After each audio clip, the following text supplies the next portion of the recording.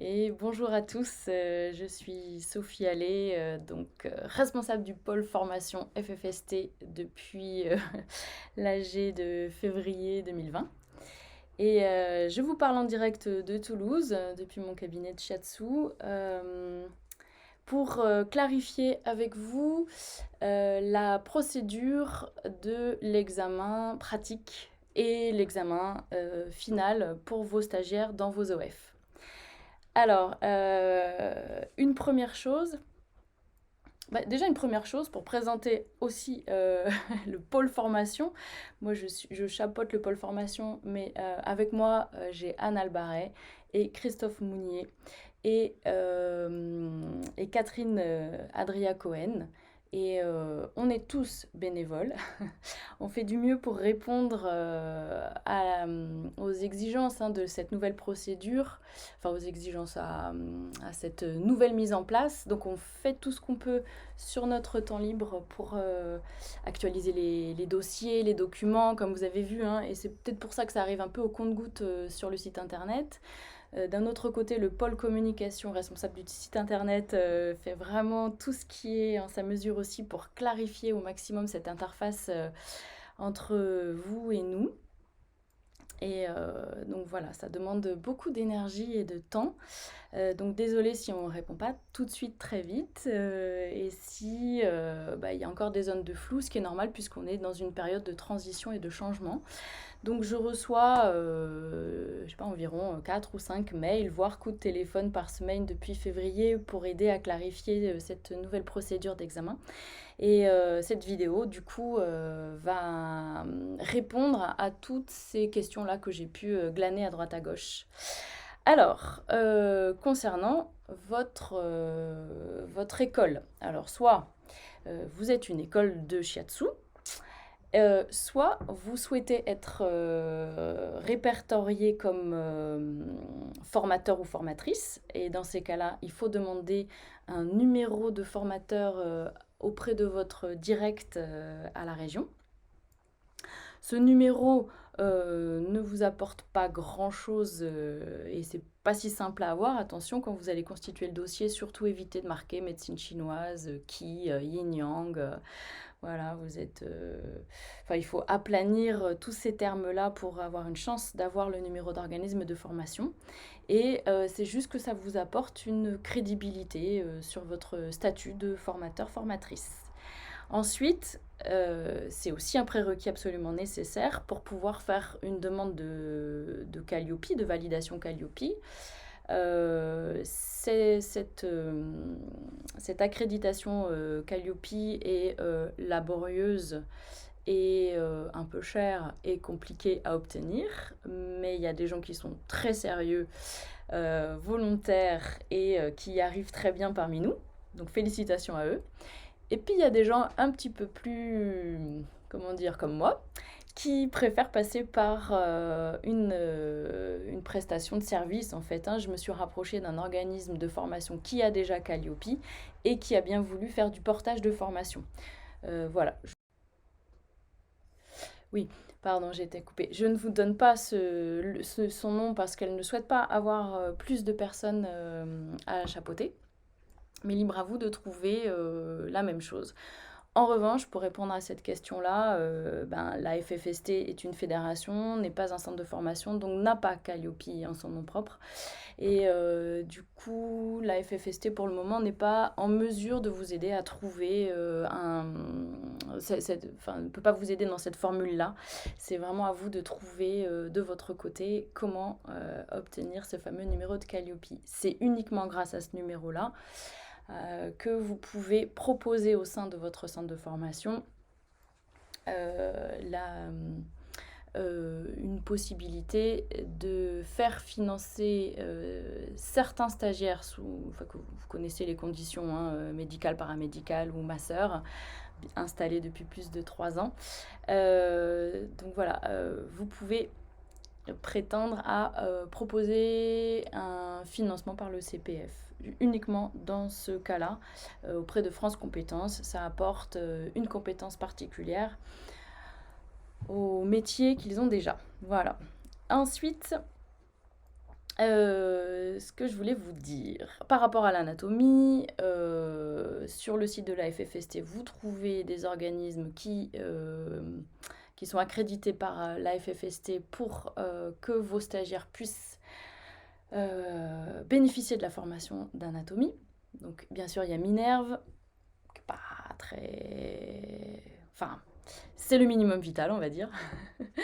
Ensuite, voilà, je ne vais pas faire la pub pour les uns ou les autres, mais en tout cas, tous les kinés, ostéos, professionnels de santé qui ont fait cette démarche d'être accrédités centre de formation anat physiopatho par la FFST peuvent donc faire passer vos stagiaires.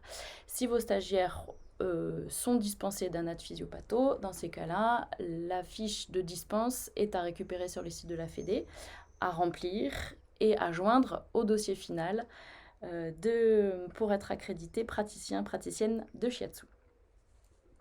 Par rapport aux dates d'examen, ça c'est terminé aussi dans l'ancien temps, il y a encore un an.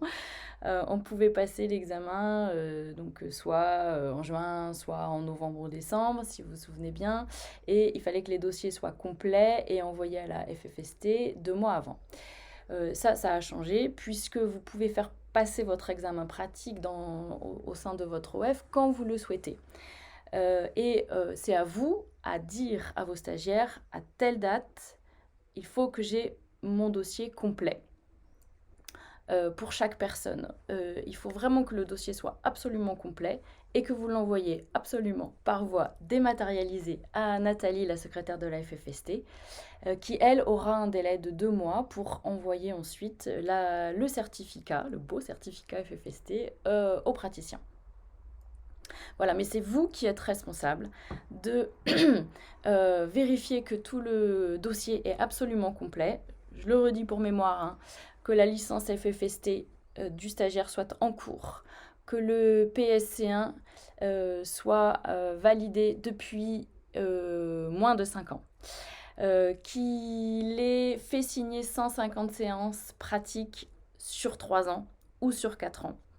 Et si le stagiaire est déjà en cours de route de formation, c'est au prorata. Par exemple, là, vos stagiaires en phase, j'allais dire terminale, c'est affreux, en phase, voilà, la fin, eh bien, ils ont 30 séances. Enfin, voilà, il y a un prorata, hein, donc à vous de calculer ça. Ils n'ont que 30 séances à remplir dans la grille que vous trouvez aussi sur le site de la Fédé. Il y a les 9 séances reçues avec des praticiens, que les praticiens soient FFST ou pas. Les 2 cas cliniques qui sont bien corrigés, validés par vos soins, estampillés sur la première page, en haut, à droite ou à gauche. Ça dépend de vos orientations politiques. Non, je rigole. Avec votre signature et le tampon de l'école ou du centre de formation. Et vous notez à côté « Validé ». Vous faites exactement la même chose pour toutes les grilles, toutes les grilles de validation des items. Ces grilles-là, elles peuvent être remplies grâce à un contrôle continu au fur et à mesure des 3 ou 4 années. Elles peuvent être remplies grâce aux mémoires et aussi aux études de cas si vous êtes resté sur l'ancienne formule. Peu importe, la FFST ne souhaite pas avoir ces documents-là, mais souhaite avoir les grilles pratiques validées, décidément, les grilles, les unités, hein, validées par vos soins avec, pareil, la signature, le tampon, et puis, voilà, la validation, bien claire, nette et précise, sur en haut de la feuille. Ah oui, voilà, c'est ça. Je vous encourage fortement à établir un contrôle continu de manière à pouvoir peut-être au fur et à mesure rattraper certains stagiaires qui auraient été vraiment aux fraises au départ. Et vous pouvez complètement faire repasser les unités de compétences autant de fois que vous le souhaitez afin d'aider les stagiaires à améliorer leurs compétences, leurs connaissances afin qu'ils puissent être de bons praticiens au final. Voilà, la grille pratique. Alors la grille pratique, elle est... alors soit votre stagiaire est parti dans un autre centre de formation, ce centre de formation-là doit vous renvoyer la grille pratique. Et ensuite, vous l'avez dans le dossier. C'est vous qui êtes responsable de votre dossier, de votre stagiaire. N'oublions pas le bulletin numéro 3 du casier judiciaire datant depuis moins de 3 mois et l'attestation du nombre d'heures de formation dont le stagiaire a bénéficié.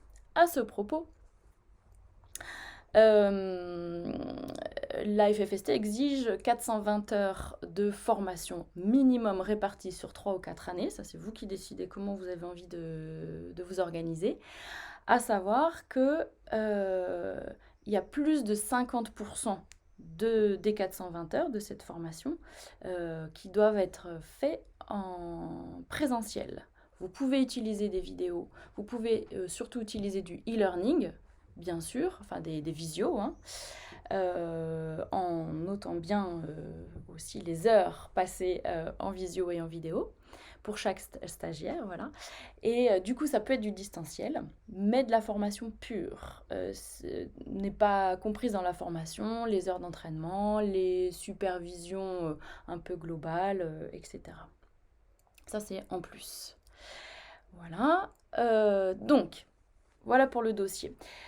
Tout ce qu'on doit faire avant le passage d'examen pratique, c'est... pour la feuille pratique, si vous êtes sur l'ancienne formule jusqu'en 2023, vous pouvez très bien utiliser la grille pratique qui est dans le PDF du livret formation sur la FFST. Bien sûr, elle est encore valable jusqu'à 2023. Donc je l'ai dit, hein, les mémoires et les études de cas servent à remplir les grilles actuelles. Voilà, je vérifie que j'ai bien dit.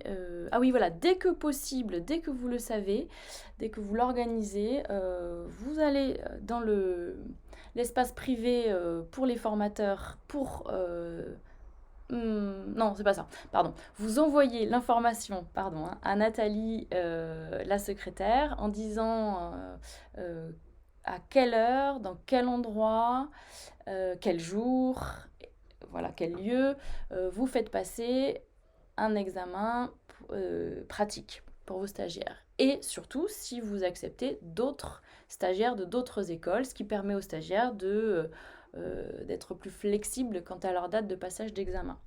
Ça ne changera rien du tout aux conditions d'examen, vous allez voir. Ensuite, vous vérifiez dans l'onglet formateur, espace privé, que Nathalie a bien affiché votre proposition, ou pas d'ailleurs, il peut très bien ne pas y avoir de place, mais en tout cas, l'a bien fait pour que le stagiaire puisse s'y référer s'il a un peu oublié. Voilà, il sait exactement où aller.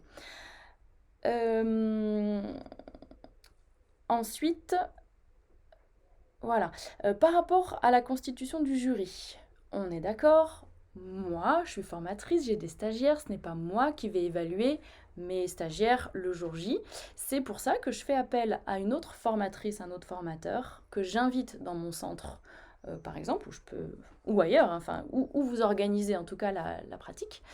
Et ça sera lui ou elle qui observera vos stagiaires qui pratiqueront la demi-heure de shiatsu sur les praticiens que vous aurez réussi à convaincre de venir. Voilà. Ces praticiens-là peuvent être FFST, peuvent ne pas être FFST, doivent être en activité assez régulière depuis plus de 2 ans.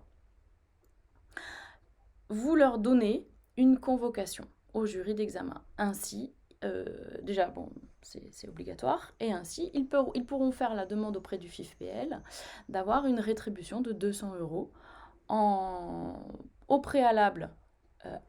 Ils vont sur leur onglet FIFPL et il y a dans le déroulé soit je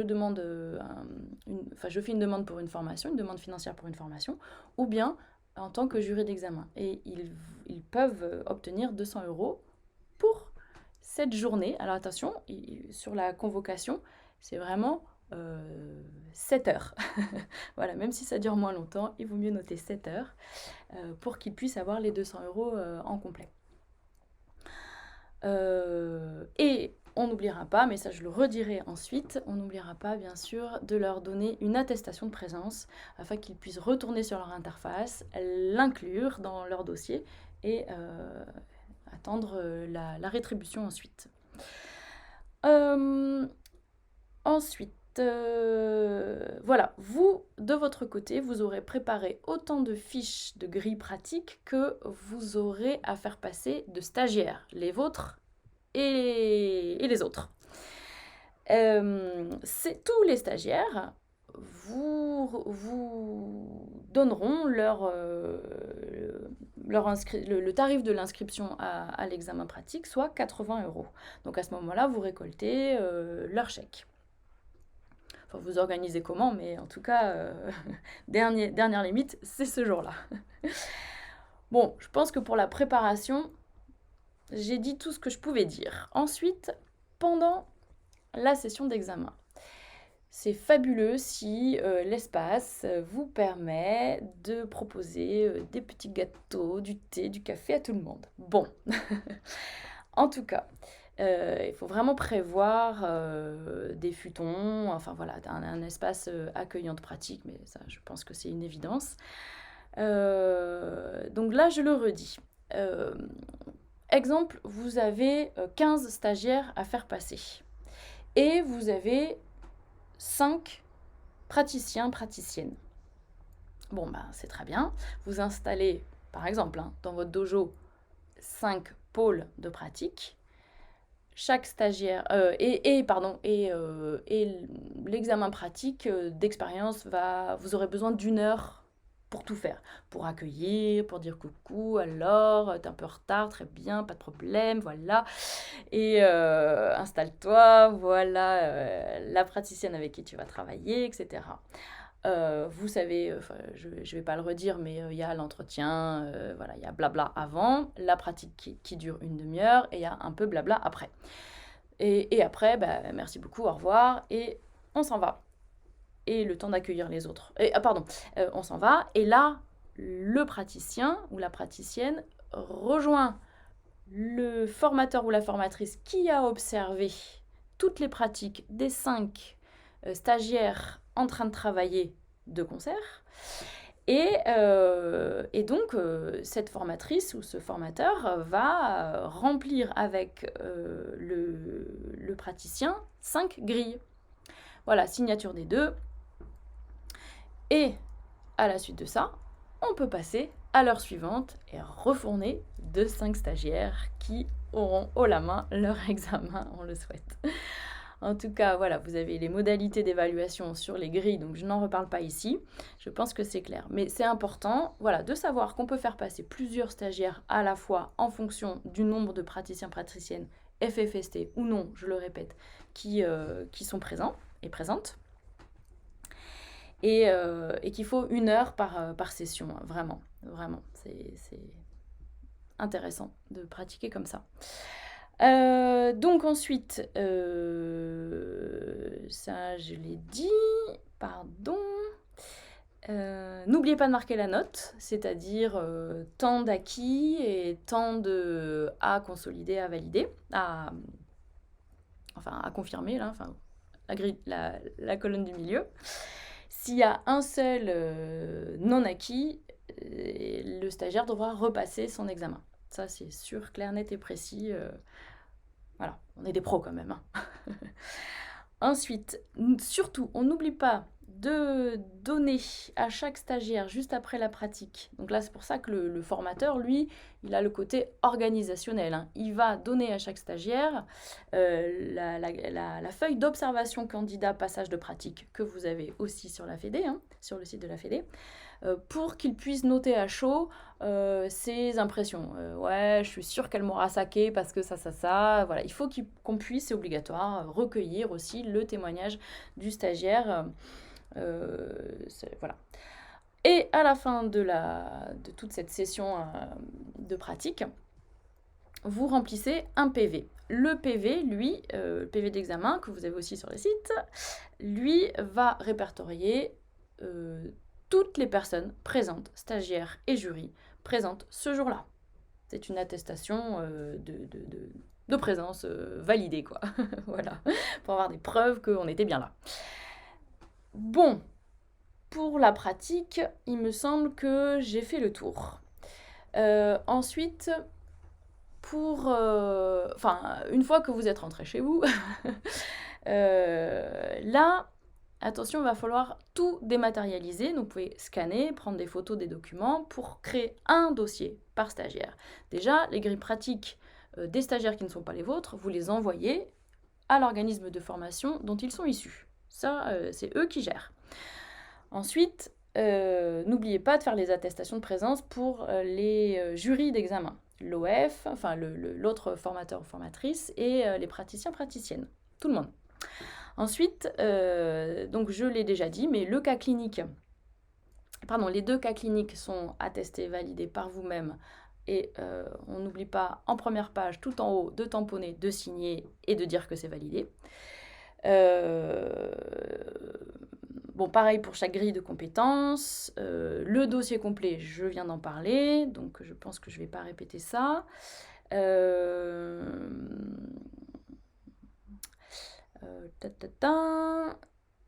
Vous validerez le cursus complet et total sur le carnet de formation, celui-ci que vous connaissez par cœur et qui va changer. Mais bon, on ne peut pas aller plus vite que la musique. Hein. Comme je vous ai dit en début de vidéo, on est plusieurs bénévoles et on fait ce qu'on peut, et avec des moyens techniques et humains du bord. Et on a essayé de parer au plus pressé, et on sait qu'on a les livrets à réactualiser, divers et variés, sur tous les documents concernant le DOIN et l'assistanat. Enfin bref, voilà. On va essayer de pas s'essouffler, donc on est obligé de prendre un peu le temps pour faire bien les choses. Donc on valide le cursus dans le livret de formation, et ensuite, quand tout le dossier est absolument complet, validé par vos soins, vous l'envoyez à la FFST. Essayez s'il vous plaît d'être complet et sérieux par rapport à ce dossier-là, parce que sinon ça fait vraiment un travail de fourmi à Nathalie, qui n'est là que 20 heures par semaine, et qui va devoir vous renvoyer un mail. Attention, il manque telle attestation, celle-là elle n'est pas valide, elle est trop datée, etc. Donc merci de lui faciliter le travail. Et puis j'espère que tous vos stagiaires auront un magnifique succès. Et je vous invite à me renvoyer des questions si tout cela n'est pas encore assez clair. Et peut-être je referai une vidéo si besoin pour clarifier certains points. Merci beaucoup et très bonne journée.